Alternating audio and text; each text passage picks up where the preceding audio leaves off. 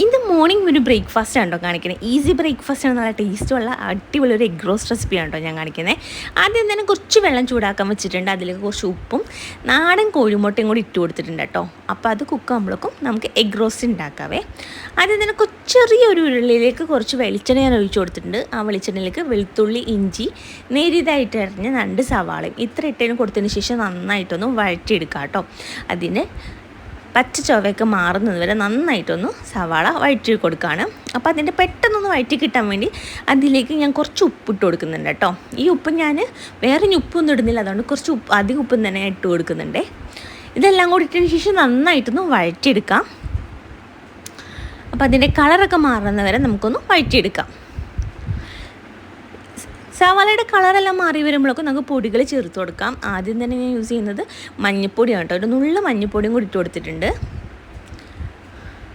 പിന്നെ അതിനുശേഷം 2 ടേബിൾ സ്പൂണോളം കാശ്മീരി ചില്ലി പൗഡറാണ് കേട്ടോ ഇട്ട് കൊടുത്തിരിക്കുന്നത്. അപ്പോൾ കാശ്മീരി ചില്ലി പൗഡറും കൂടി ഇട്ട് കൊടുത്തതിന് ശേഷം നന്നായിട്ടൊന്ന് മിക്സ് ചെയ്തെടുക്കാം കേട്ടോ.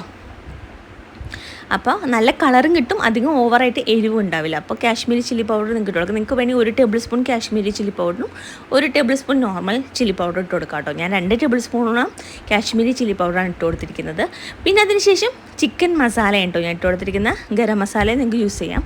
ഞാനിതിൽ യൂസ് ചെയ്യുന്നത് ചിക്കൻ മസാല കേട്ടോ, 2 ടേബിൾ സ്പൂണോളം. ഇതെല്ലാം കൂടി ഇട്ടതിന് ശേഷം നന്നായിട്ടൊന്ന് വഴറ്റിയെടുക്കാം. ഈ പൊടികളുടെയൊക്കെ ഒരു പച്ച ചുവ മാറുന്നത് വരെ നന്നായിട്ടൊന്ന് വഴറ്റിയെടുക്കണം കേട്ടോ. എല്ലാം കൂടി ആ പൊടികളുടെ ആ ഒരു പച്ച ചുവ മാറണം. അതിനുശേഷം ഇതിലേക്ക് 2 ടേബിൾ സ്പൂണോളം സോയാ സോസാണ് കേട്ടോ ഞാൻ ഒഴിക്കുന്നത്. സോയാ സോസ് ഒഴിക്കുമ്പോൾ ഇതിന് മുട്ടക്കറിക്ക് നല്ലൊരു കളറ് കിട്ടും കേട്ടോ. ഒരു പ്രത്യേക ഒരു കളറ് കിട്ടുകയും ചെയ്യും, നല്ലൊരു ഫ്ലേവറും കിട്ടും കേട്ടോ. അതിനാണ് കേട്ടോ സോയാ സോസ് ആഡ് ചെയ്യുന്നത്. അതിലേക്ക് കുറച്ച് ചൂടുവെള്ളം ഒഴിച്ചു കൊടുക്കുന്നുണ്ട്. ചൂടുവെള്ളം ഒഴിക്കുമ്പോഴേക്കും ആ ഒരു സവാളയെല്ലാം നന്നായിട്ട് സോഫ്റ്റ് ആവുകയും ചെയ്യും. ഇതെല്ലാം കൂടി നന്നായിട്ടൊന്ന് വഴറ്റിയെടുക്കാം. ആ പൊടികളുടെയൊക്കെ ഓരോ ചൊവയും എല്ലാം മാറിക്കിട്ടും കേട്ടോ ഇങ്ങനെ നമ്മൾ ചൂടുവെള്ളം ഒഴിക്കുമ്പോഴേക്കും. അതിനുശേഷം ആവശ്യത്തിനുള്ള കുറച്ച് കറിവേപ്പിലയും കൂടി ഇട്ട് കൊടുക്കുന്നുണ്ട്. ഇതെല്ലാം കൂടി നന്നായിട്ടൊന്ന് മിക്സ് ചെയ്ത് കൊടുക്കാം. അതിനുശേഷം എണ്ണയൊക്കെ ഒന്ന് തെളിഞ്ഞ് വരുമ്പോഴേക്കും നമുക്കിതിലേക്ക് എഗ്ഗ് ഇട്ട് കൊടുക്കാം കേട്ടോ.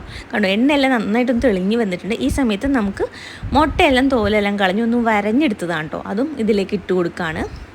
അതിനുശേഷം നന്നായിട്ട് ഈ ഒരു മുട്ട നന്നായിട്ടൊന്ന് കോട്ട് ചെയ്തെടുക്കണം. അപ്പോൾ അതെ ഇതുപോലെ ജസ്റ്റ് ഒന്ന് കോട്ട് ചെയ്ത് കൊടുക്കണ്ട കേട്ടോ. ആ ഒരു മുട്ടയിലേക്ക് ഈ ഒരു സവാളയെല്ലാം നന്നായിട്ടൊന്ന് കോട്ട് ചെയ്ത് ഇതുപോലെ ഒന്ന് വെക്കുന്നുണ്ട്.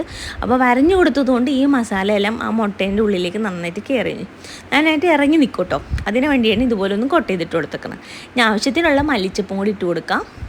എന്നിട്ട് ഗ്യാസ് ഓഫ് ചെയ്ത് നമുക്ക് മൂടി വെക്കാം കേട്ടോ. അപ്പോൾ ഈ ഒരു മല്ലിച്ചപ്പിൻ്റെയൊക്കെ ഒരു ഫ്ലേവർ ഈ ഒരു മുട്ടയിലേക്കും ഈ ഒരു കറിയിലേക്കും ഇറങ്ങും കേട്ടോ. ഇത്രയേ ഉള്ളൂ, ഈസി ആയിട്ടുള്ള ഒരു എഗ് റോസ്റ്റാണ്. അപ്പോൾ എല്ലാവരും ഒന്ന് ട്രൈ ചെയ്ത് നോക്കണേ.